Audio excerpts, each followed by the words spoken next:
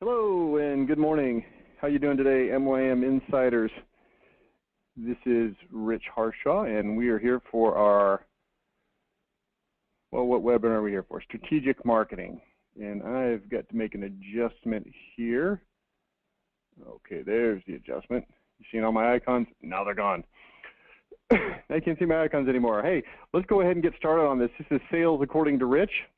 As you are probably thoroughly aware, I am a marketing guy, not much of a sales guy, but I think that I have some good ideas that I can share with you on how to get the deal closed. Well, let's just jump right in. As you can see here, the right attitude, the right presentation, the right close. And I've got some pretty interesting ideas for you, I think. So here's what we're going to talk about, just as by way of preview. We're going to talk briefly about pre-positioning. I don't want to spend a lot of time on that because we spend time on that in some other areas. I want to talk about the value of honesty, likability, and candor, making yourself an authority, using social proof, evidence, scarcity, overcoming unspoken objections, which goes sort of back to honesty and candor. And yeah, so let's start here with this. You're an attorney, and your job is to build a case that convinces the prospects that they need to buy what you sell and that they should buy it from you. Your effectiveness will be determined by your level of preparation, and your product knowledge is not as important as your knowledge of people, buying behavior, and persuasion. I think we tend to get bogged down a lot on product knowledge, but as you'll see as we go through this, product knowledge really is not nearly as important as some of these other things. So the first thing that we want to talk about is the lesson of the ignition code. This comes from a movie called The Transporter. I'm going to actually show you a clip of this movie here in just a second. But here's what it's all about. It's about confidence. Confidence that comes from knowing that what you have is the best. And I'll give you a quote here in just a minute, what convinces is conviction, and a lot of preparation. But I want you to look at this from a standpoint of confidence. I want you to think in terms of confidence. We've talked about this before lots of times when we talk about writing marketing and having confidence. And when you speak with confidence, people think that you have power and that they tend to not question your authority and your and so forth. So I want to show you this video clip. This is an interesting little video. Now I'm going to make a couple of disclaimers. First of all, what you're about to see in the movie is not necessarily realistic. Hold on one second.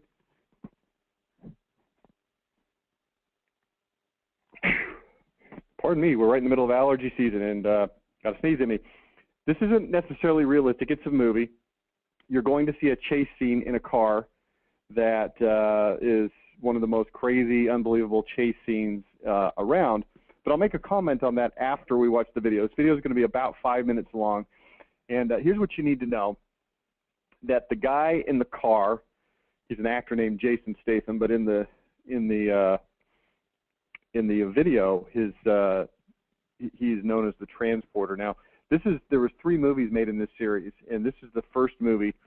And you don't really know what's going on because this is the very first scene in the very first movie. So what you're going to realize is that the man driving the BMW is the Transporter, and he is involved in transporting things that are illegal. And in this particular case, it's going to be transporting criminals away from a crime scene. So let me get this teed up, and then I will put the audio on. So I'm going to put this over here. I'm going to make the screen big, and here we go.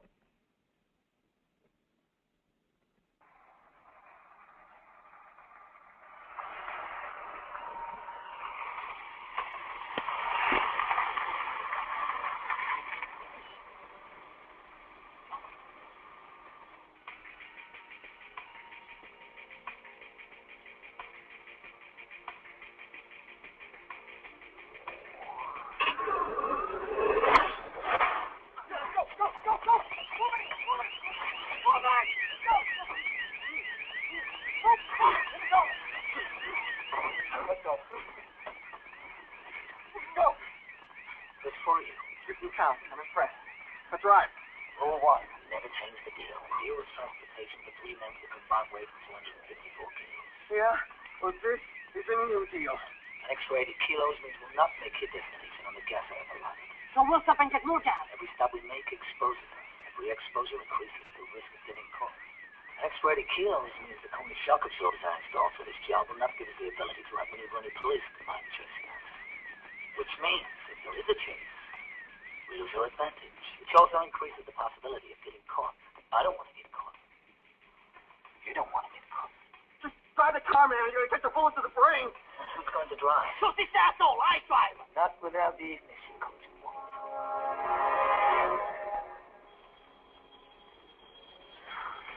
3 men, 254 kilos. That is the deal.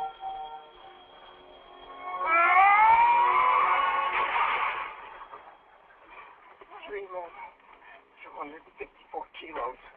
Seatbelts.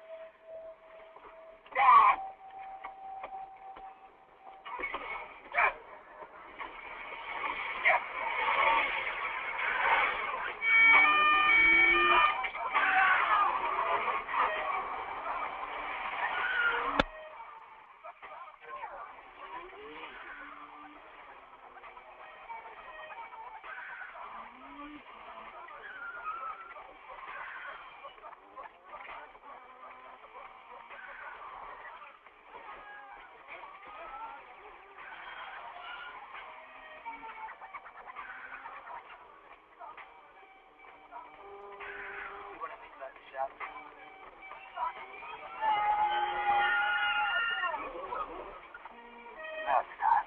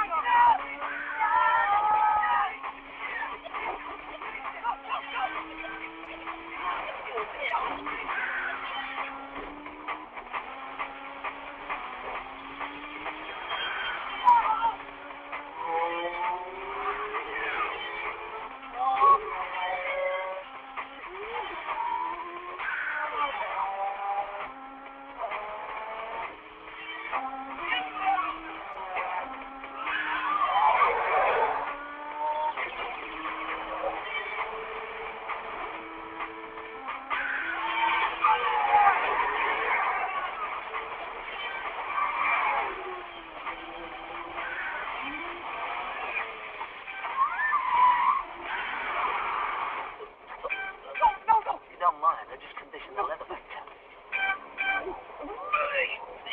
I go for the choke point. Not yet.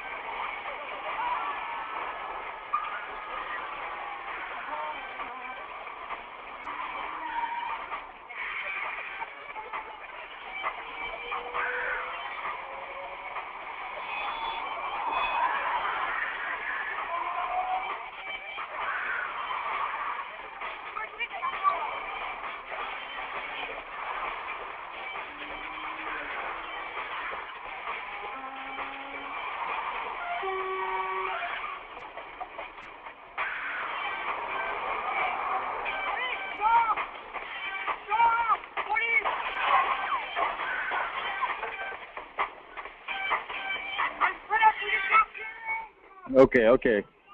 That's about all we got to watch. And he drops him off here at the rendezvous point. Okay, so have we learned anything, or have we just fried brain cells? And it would appear that we have probably just fried brain cells. But let's talk about this for a minute. I saw this movie, gosh, I don't know what year this movie came out, probably over 10 years ago, probably 2001 or 2, something like that. And this scene has stuck with me. I think it's a great metaphor for sales. And here's the part that's interesting. It's this ignition code. Now, if you go back to the beginning of the clip when they were out front of the bank, the bank robbers wanted him to leave. And he was cool, he was confident, he was calm, he wasn't alarmed at all. And it's because he knew that he was the only one that could solve their problem, which was to drive them to safety.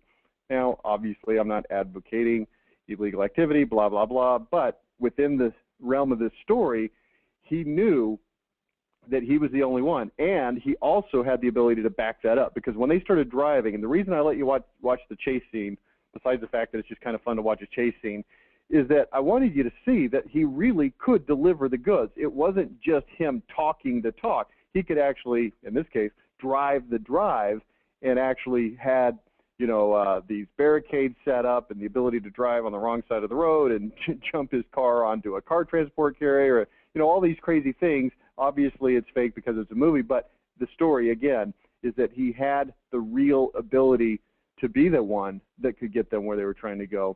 But they couldn't shoot him. They couldn't get rid of him. They couldn't do anything except exactly what he wanted them to do. In case you couldn't catch, the dialogue was a little bit hard at the beginning. When they first got into the car, there was 4 guys, 3 in the back seat and 1 in the front seat guy being the ringleader. And he looked at him and said, our agreement was 3 people, 245 kilograms.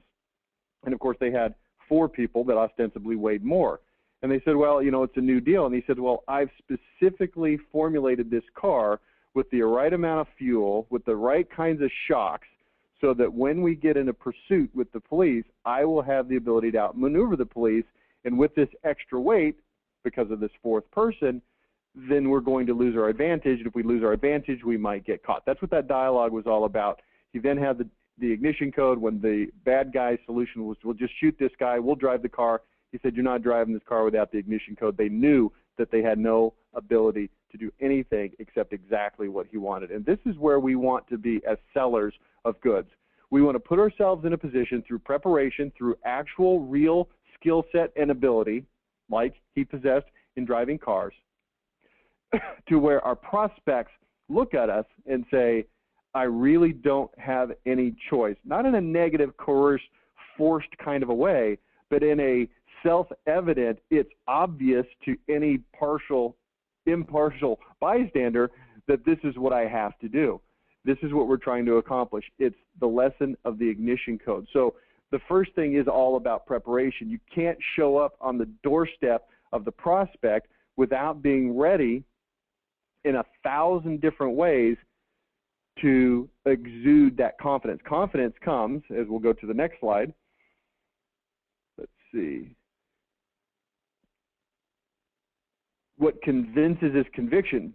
Believe in the argument you're advancing. If you don't, you're as good as dead. The other person will sense that something isn't there, and no chain of reasoning, no matter how logical or elegant or brilliant, will win your case for you. This is the Lyndon B. Johnson quote. I love this quote. I would suggest that you commit this quote to memory. You can look it up on Google. It's really easy. Just type conviction quote by LBJ, and it'll pop right up. Google's good that way. But let's look at it, and let's compare it to the ignition code story. What convinces is conviction. Believe in the argument you're advancing. If you don't, you're as good as dead. The other person will sense that something isn't there. Now, on the flip side of that, if you do believe in the argument you're advancing, they will also sense that something is there, and your case will be won.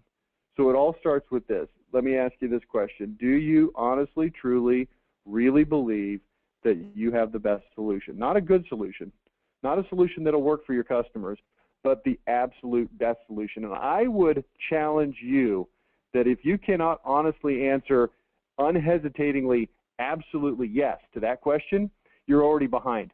And everything else we're going to talk about becomes techniques trying to prop up and band-aid a solution to something that should be fixed by just simply being a better deal.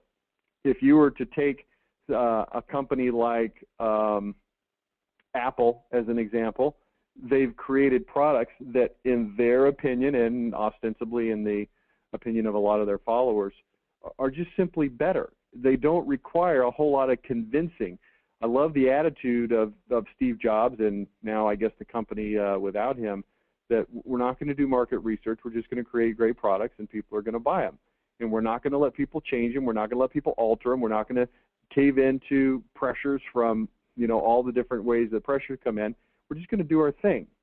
And it comes from a conviction that what they have is the best. Now, you may or may not agree with them, but it doesn't matter, because enough people agree with them that they've become the largest company in terms of market value in the history of the United States. So apparently they're doing something a little bit right.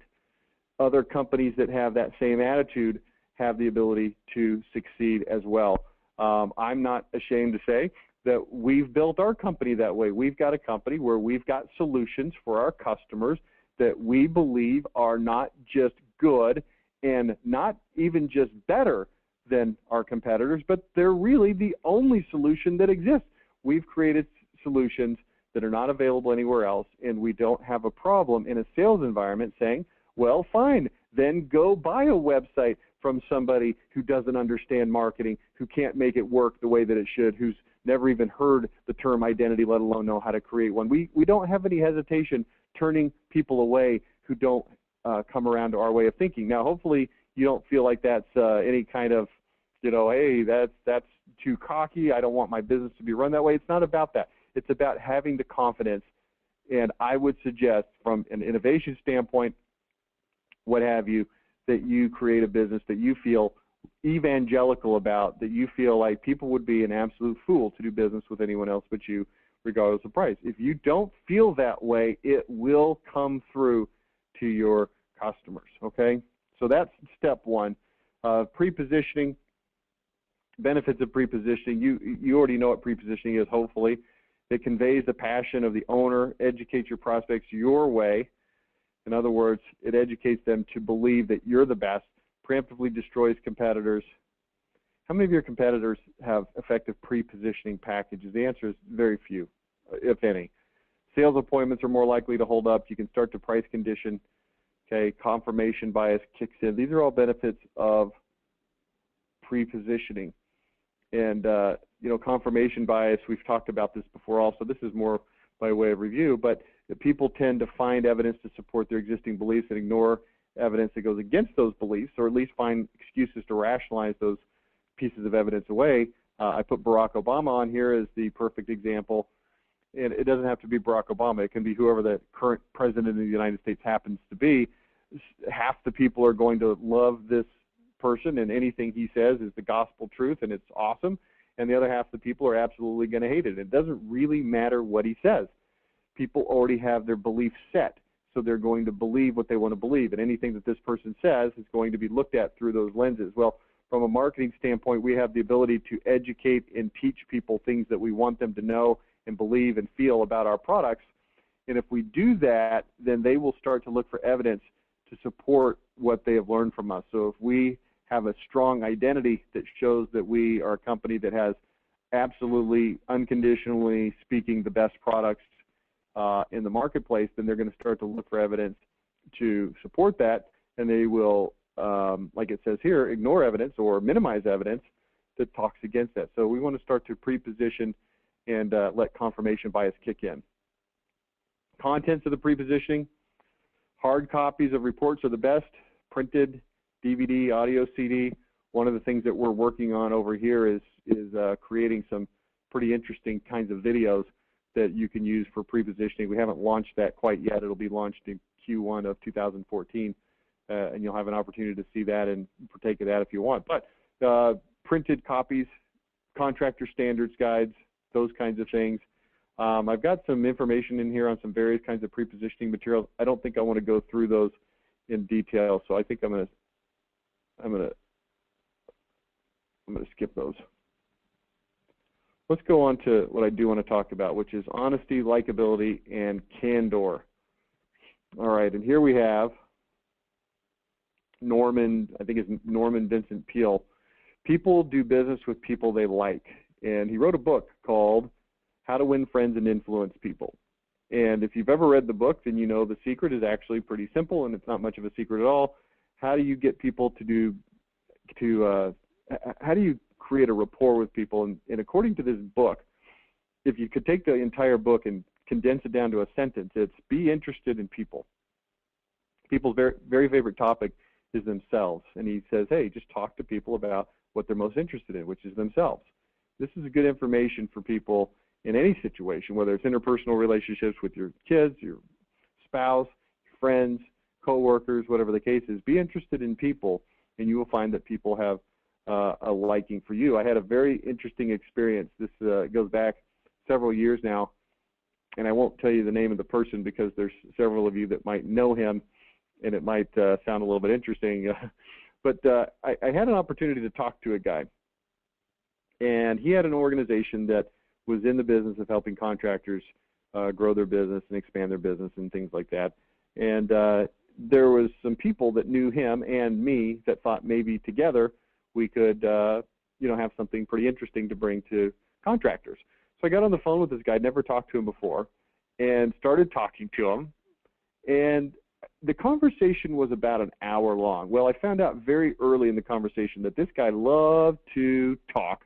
I mean, this dude could talk. And so during the course of this conversation for about an hour, I didn't have a stopwatch or anything like that, but I'm going to guess that it was about 57 minutes of him talking and about 3 minutes of me talking. And if there was 57 minutes of him talking, that means there was 57 minutes of me listening.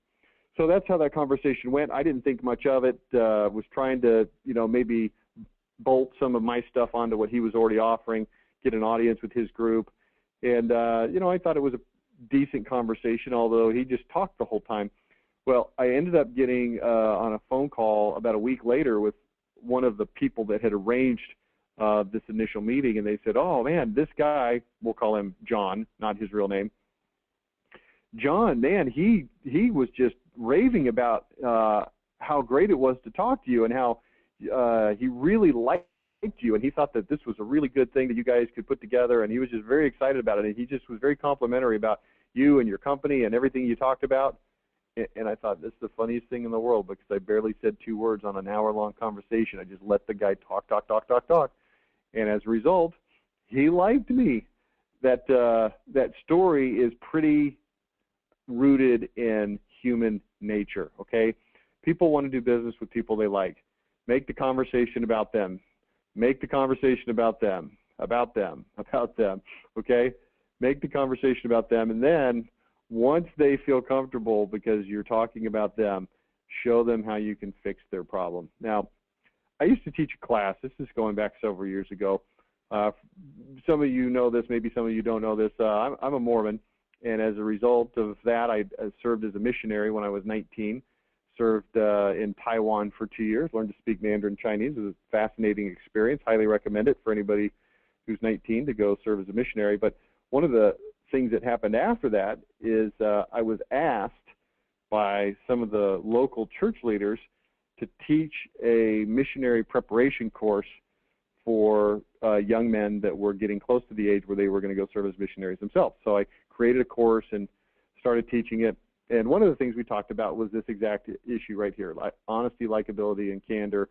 We talked about this book, How to Win Friends and Influence People, and this concept of making the conversation about them. Well, here's what I did. Is I went to that class and taught them that class. I gave them a challenge, and I'm going to issue the challenge to you right now. I think it's an interesting challenge, and you might find it to be a little bit revealing about yourself. Here's the challenge. I told them for the next week, I want you to consciously steer any conversation that you have with anybody towards them and away from yourself. And if they ask you about yourself, that's okay. You can very quickly make a comment, but I want you to immediately turn it around towards themselves. So, for instance, if somebody says, hey, I heard you went on vacation. How was it? You would say something like, oh, it was great. Aren't you going on vacation soon? Or didn't you go to that same place? Or I heard you went also. And turn it back towards them. If somebody asks you, hey, how's your son doing up in college? Say, oh, man, he's doing great. I appreciate you asking. What about your daughter? Isn't she getting ready to go up there to college? And you will find, amazingly, that people will talk about themselves if you will give them an audience and you will encourage it. And it's a great way to win friends and influence people. So here's the challenge for you. Over the next week, I'm going to, see what I'm doing with this challenge is I'm not asking you to act like this all the time. I don't think this is necessarily healthy behavior for all the time. But what I'm trying to do and accomplish with this challenge is to do something in an exaggerated way so that it can make a point to you in two different ways. Number one, I want you to notice your own tendencies, because people's tendency is to steer the conversation towards themselves, okay? That's just human nature. So I want you to notice your own tendency to steer conversation towards yourself. And I also want you to notice how people love it when you start to steer the conversation towards them. So do it for a week and see what happens. Do it in all situations, in every environment that you come in contact with, whether, again, it's your family, kids, spouse, friends, co-workers, people at the gym, at church, whatever, okay? So see how that works out for you. And I'm telling you, it's going to be an eye-opening experience. Let's talk about trust. People do business with people they trust. That probably makes sense. Take a likability test. Do people like you? Are you a likable person? Admit it when you don't. Now, let's not go forward too fast. I don't know if there really is such a thing as a likability test, and it's really hard to gauge, because if you start asking people, hey, do you think I'm likable? Because they don't want to be unlikable, they will very likely say yes. Or they'll, demur or hem and haw, or, say something else to change the subject. But just audit this a little bit. Are you a likable person? Do you say whatever, you figure it out. Take a likability test. Admit it when you don't know something. People see this in themselves as a sign of weakness, to admit that they don't know something. Other people, though, however, perceive it as a sign of strength. I've witnessed something that's interesting. I'm going to change the subject to a peripheral topic, and then I'm going to tie it back to this. I've noticed this. If you've got a favor that you need to ask somebody, you tend to be really uncertain or uncomfortable asking for that favor. So let's say that you're jammed up with your schedule, and for some reason you need somebody to come pick your kid up and take them to let's say a soccer practice or baseball practice. This is something that you would normally do yourself, and you're not in the habit of asking other people to do it. And so you're a little bit hesitant, not because it's that big of a deal, but it's just something that you don't normally do. And you know that the person that you're going to call is going to have to go out of their way. They're going to have to leave an extra 5 minutes early, and it's going to be a little bit of a pain in the butt. Not any big, huge pain in the butt, but a little bit of a pain in the butt, right? You're asking somebody to go out of their way and do something. Here's what I've noticed, is that we tend to be reluctant to make that call. I'm not suggesting you wouldn't make the call or you can't make the call.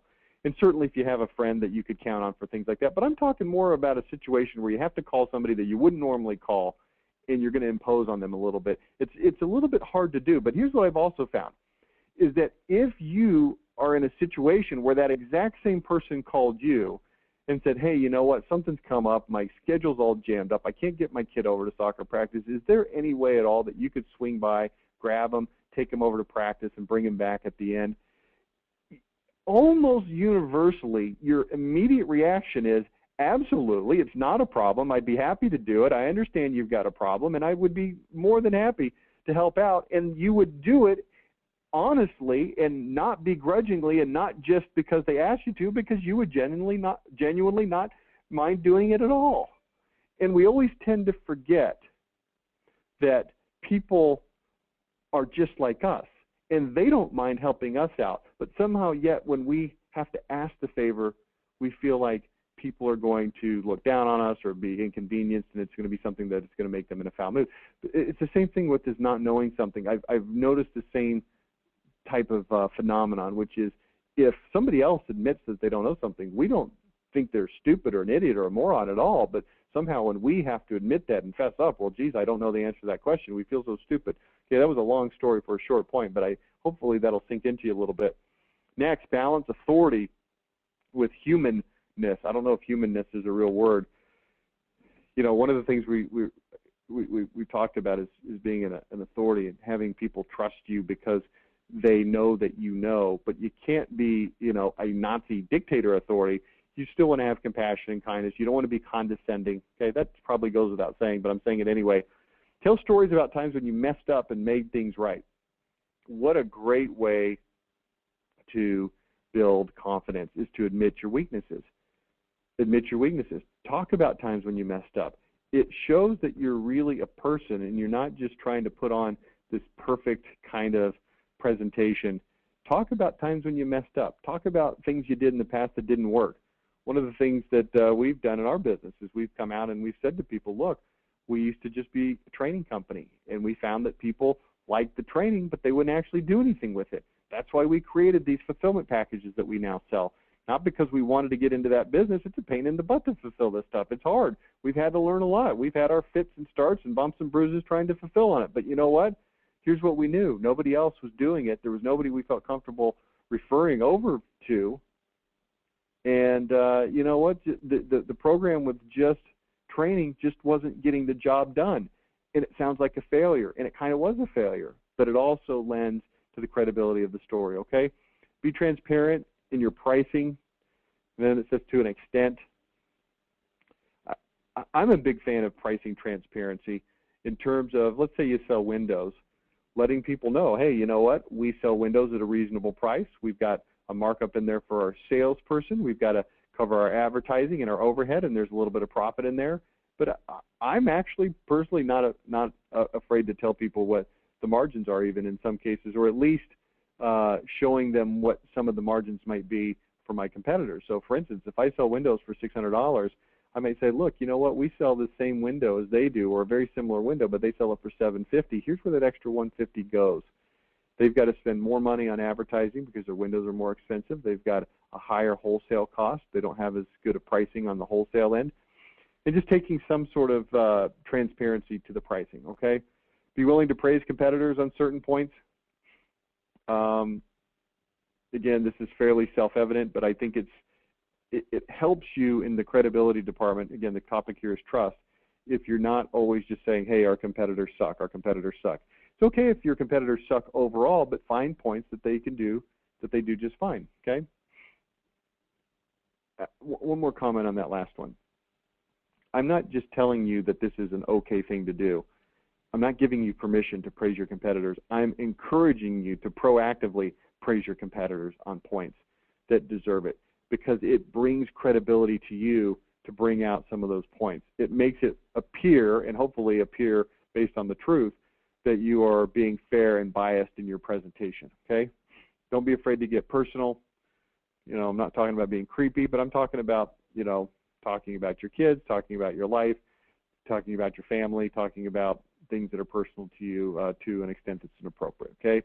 And then, again, last thing, making the conversation about them. Now, here's what I'm going to encourage you to do. Build an organizational culture around likability and trust. How do you treat your employees? Do you treat them with trust? Do you treat them with likability? Do you use candor with them? How do you answer the phone? Is it a friendly, likable kind of a way or not? The way you deal with problems, the way you deal with your vendors. You know, and I'm going to tell you this. People that work for you see this stuff. They see how you deal with people. They hear how you talk about vendors. They hear how you talk about customers.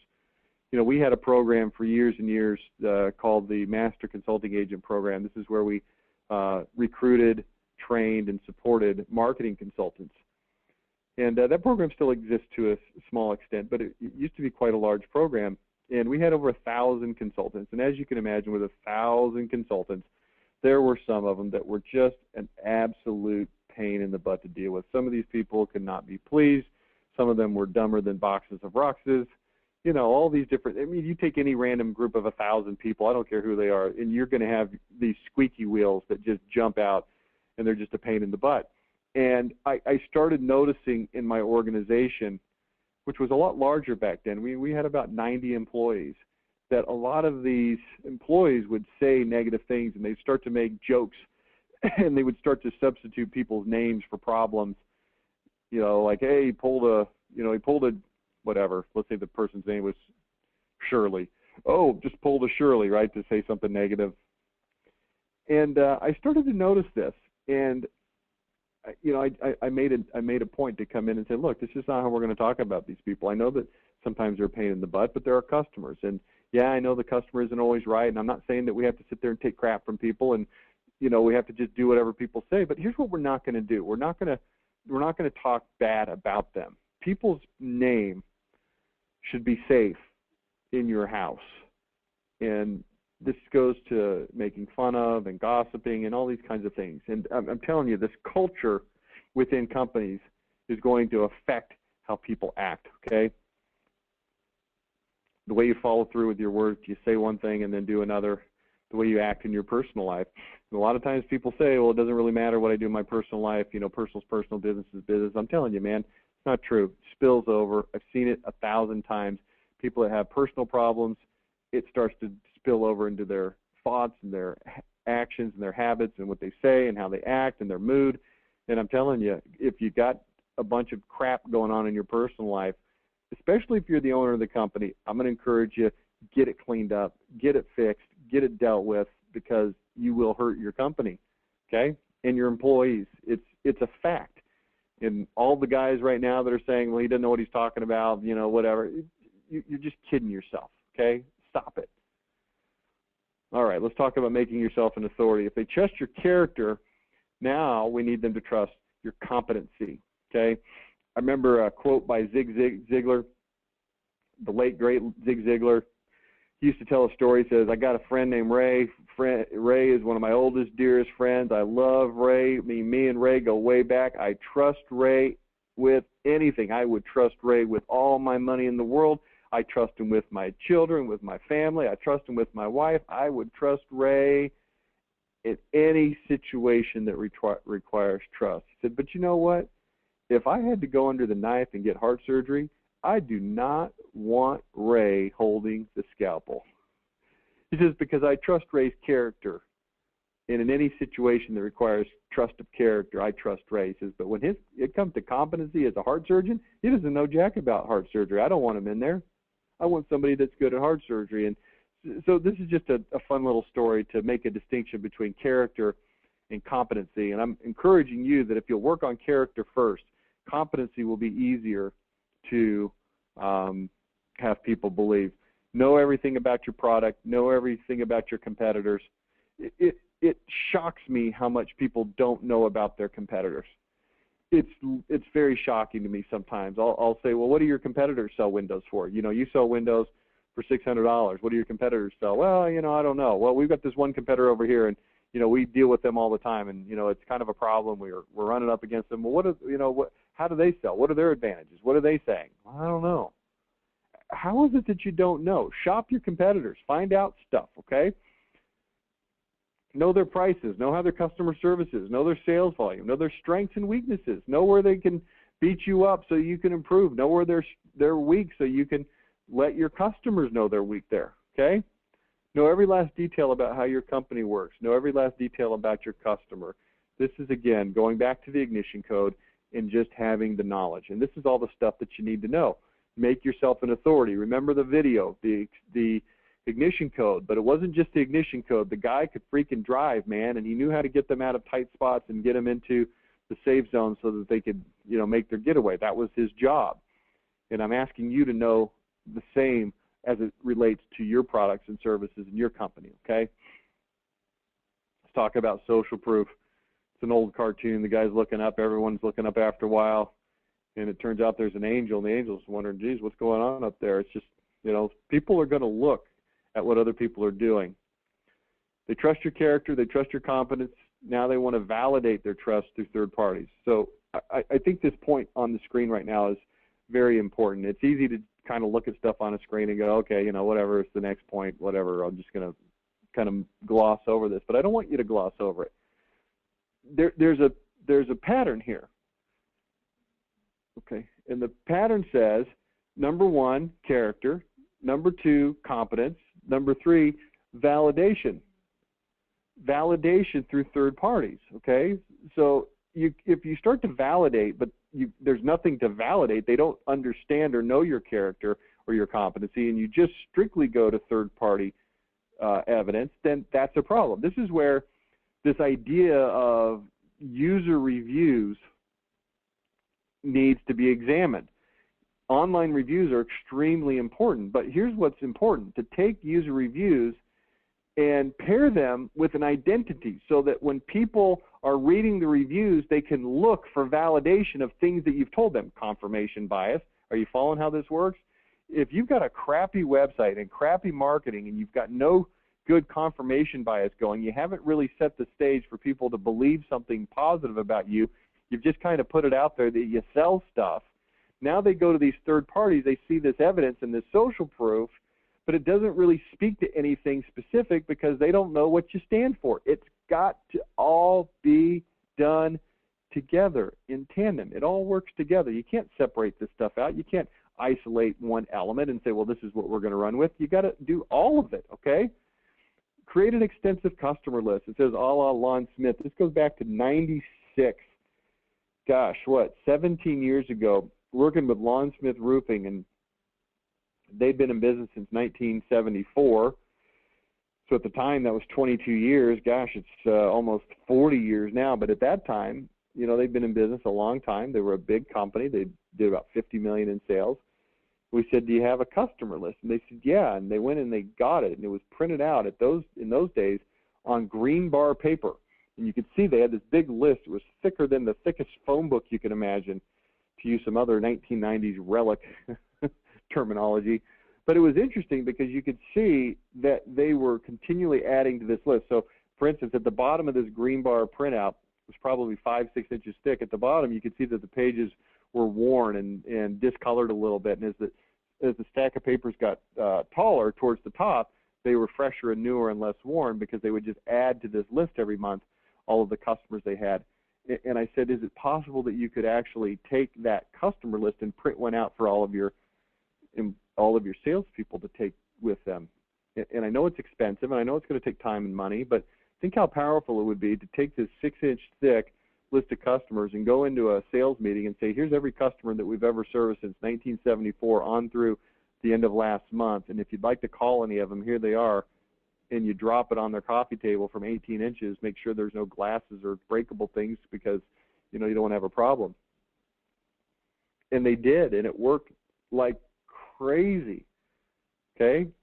Leave pre-printed lists with them with 100 to 500 references, pre-printed testimonials in the presentation, photos of jobs, quotes, examples, letters, okay, and then online reviews, okay? Once they trust your character, again, validate on your website, testimonials, pictures, online reviews, call people on the spot from the list. Well-known customers are a plus, seek them out, okay? If you've got somebody that's famous, then that's even better. Okay, let's just keep moving here. Creating and presenting evidence. People believe what they see, not what they hear. Use props and demonstrations. This is in a sales environment. People love them. Remember that. I think it's great if you take your window and put it on the ground and jump up and down on it. Take a steel-toe boot and try to kick through the window, whatever, right? Bats, blowtorches, jump up and down. Don't be afraid to destroy your competitor's stuff, okay? Here, we just kicked our window. Here's our competitor's window. You kick it. Maybe you show a video on the iPad. Say, look, I can't keep kicking their competitor's window. It breaks every time I do it, but here's a video of it. Show simple charts. Keep it simple, stupid, KISS, right? Examples of savings, comparisons to competitors, other standards. One thing you might want to create is a list that shows energy efficiency. You know, we've got a window here in Baltimore that's a 0.20. Here's what that means. And explain it to them, okay? Scarcity. If you've done your job up to this point, you should be received in a favorable light. And then if you want to start doing price drops or bonuses, it's going to work and people won't feel like you're being pushy. The key for an effective price drop is to give a rationale, not just, hey, we'll give you a discount, but we will give you a discount and here is why. Some of you use what's called an efficiency close. If you don't know what that is, well, I'm not going to explain it to you. I don't have time. Tell them the story. Give them the reasons. Make sure you're telling the truth. Don't ruin your credibility by putting fake scarcity in place. I'm not a big fan of fake scarcity. We're only going to offer this to the first 5 people, but it's not really true. You'll offer it to anybody. So just keep that in mind. I'm not going to go through this in detail, but just think about it. Mega irresistible offers. Mega irresistible offer is when you package multiple offers on top of each other so that the resulting mega offer is a mega irresistible offer. Only allow to sell X of this package due to capacity. Only have one of these discount cards left. Just, you know, things that you can do to increase scarcity. Again, I don't want to go through those in detail. Last ditch efforts, deal savers. If the prospect won't close after all your drops and incentives, pull a gift card out of the salesman's wallet. I don't think this is something that you want to necessarily do a lot, but it can work in certain situations. Important, pull it out of their wallet. We were giving these away at a home show. One went unclaimed. My boss said give it to somebody who was teetering on the edge. If I thought it would make a difference. It's $500 off. I'll take $500 off the lowest price that I offered you because we were going to give this to somebody anyway. We've heard stories from our clients of people literally falling over the table to get the gift card. Okay, create a rationale that you're comfortable with. If you're not comfortable with that, don't do it. All right. All right, we're getting close to the end here. Getting hidden objections out in the open. Ask the prospect directly if they can afford the investment. Do not assume this. Do not assume it. What you do is you simply say, look, for these 6 windows, it's going to be whatever, $3,000. Is that in your budget? Is that something you can easily afford, or is that a little bit outside? Is that uncomfortable? Ask it in a way that they won't be afraid to admit it if it's not something that they can do, okay? Ask them directly if they're considering another competitor. Tell me who else you're considering. Ask the prospect to write on a piece of paper what their 3 biggest reasons for not wanting to move forward are. Always have a firm agreement on what the next steps will be specifically, okay? Do not leave it, hey, you know, well, we'll let you think about it and call back. Well, I want to think about it. Okay, great. What are you going to do specifically? Write it down. If you don't, you will find, this is what I call the nephew's wedding in Florida syndrome. You call them back, and if they happen to answer, you know, probably they'll never answer the phone. But if they do answer the phone, they'll say something like, oh, you know what, it's not good time. We've got to go to Florida for my nephew's wedding. It's always in Florida. It's always a nephew. And they never come back. And the deal's done. You don't get it. I briefly talked about this on a couple of other webinars, using financing. I'm going to ask you to consider using financing up front in the sales meeting. People with money have less than you think. 38% of homeowners said they would not have made their purchase without financing. I really don't like the objection from you, the contractor, that says, well, our people just have cash. I don't think they have as much cash as you think they do. And I think the ones that do would prefer not to spend their cash. If you can go in and offer them financing up front, I think you'll find the sales process to go a lot easier. I really do. Average sale goes up, 5,519, average sale with no interest if paid in full in 12 months. 6,804, no interest if paid in up to 36 months. 7,406, average sale with longer low APR finance offer. This is according to GE Capital. I didn't make these numbers up. Don't use it as a last-ditch effort to salvage lost deals. Sell the payment, just like car companies do. Mr. and Mrs. Prospect, we offer several financing options to make this affordable. How much money do you feel would fit comfortably into your monthly budget to make this project happen? I would ask that question at the very beginning of the sales appointment. Average sale goes up 60%, 4,600 versus 7,500. That was the last slide. $2,300 margin versus $3,750. Which do you prefer? If it costs you 6% to buy the financing for the customer, you still make an extra $1,000 cash. Do it, okay? A couple other quick ideas. Close as soon as possible, but remember human nature. Don't impose buying expectations on people that you would never adhere to yourself. I think it's the funniest thing in the world when you get all upset that you couldn't twist somebody's arm into buying when you would never allow yourself to be twisted into buying, okay? People really are busy. If they don't take your call, don't be afraid to call back. Use a hopper system to capture your lost sales. And my experience is that high pressure sales leads to loss of credibility and crummy deals. It's not something you want to engage in, okay? That's what I have for you today. I'm gonna open the line. I see we've got a lot of people on the call today. If you've got any questions or comments or things that you want to share, go ahead and use the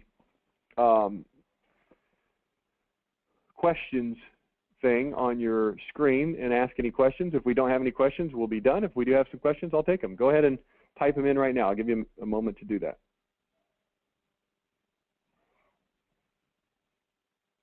You guys just want to watch more movies.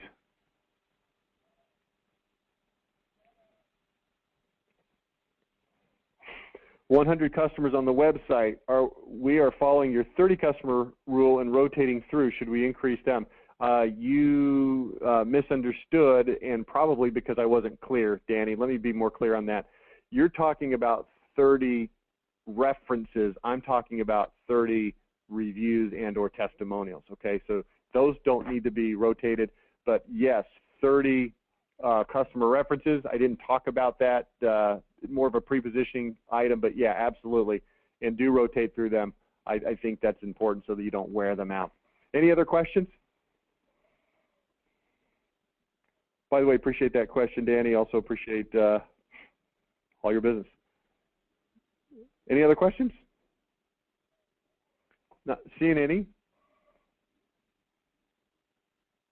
Okay. Well, I'll give you a standing 8 count, and after 8, we will be done. If we've got anything, tape it in. When is the boot camp? That will be announced shortly. Sorry, Danny, I don't have an exact date. There's a lot of moving parts on the schedule, but I know that there's moving parts on your schedule that you want to synchronize with, so we will get that out, but I don't have it quite yet. There's a few things that are preventing us from getting that out just quite yet. It'll be soon, though. Okay, 8 count, 9, 8, 7, 6, 5, 4, 3, 2, 1. That's it. Okay, thanks for being on the webinar today. Appreciate it, and we will be back with you, gosh, I don't even know when, maybe next week. Thanks. Bye now.